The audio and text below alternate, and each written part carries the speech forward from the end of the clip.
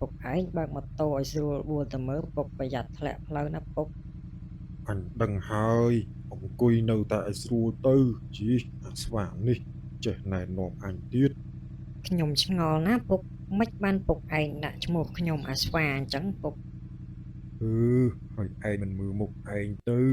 វាដូចជាស្វាដែរអត់មុខខ្ញុំដូចស្វាមែនតើពុកតើវាដូចស្វាហើយអាស្វាពុកពុកឯងមើលស្អីគេសសលើចុងត្នោតនោះវាគ្មានស្អីក្រៅពីពួកអាក្មេងៗឡើងលួចផឹកទឹកត្នោតគេទេអាអូពួកអានេះអត់កំណើតមែនពុកពួកអានឹងវាអត់កំណើតដូចតែឯងអញ្ចឹងយេ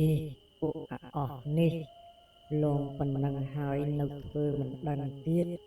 ចាំមើលពួកឯងពុកស្អីគេនៅខាងឆ្វេងដៃយើងមិញពុកដូចជាខ្មោច និយាយច្រើនណាស់អានេះពួកអាបាយថ្នាំវាចេះតែដើរតែផ្ដេសតែប្រាស់ហ្នឹងណាអាពីអ្នកឪកូននេះវៃឯងលងមិនខ្លាចហើយនៅថាឯងបែកឆ្នាំទៀតចាំមើលយើងប្រើធរក្តៅឲ្យពួកឯងលុតបាសសក់ម្ដង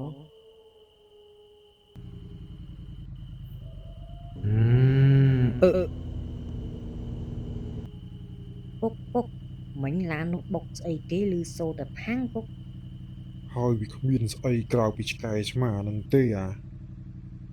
អាម៉ាមិញឯងបុកស្អីលាន់ខាងហ្នឹងវិញអូមិញបុកឆ្កែទេដឹងអាម៉ាក់តោះយើងកុំខ្វល់អីទៅមុខទៀតអ៊ូយបាក់ដៃបាក់ជើងអស់ហើយពួកអាដេតឆានណៅអស់នេះបុកឯងហើយវាថាបុកឆ្កែទៀតស្បត់ឈប់ចេញលងហើយវើយ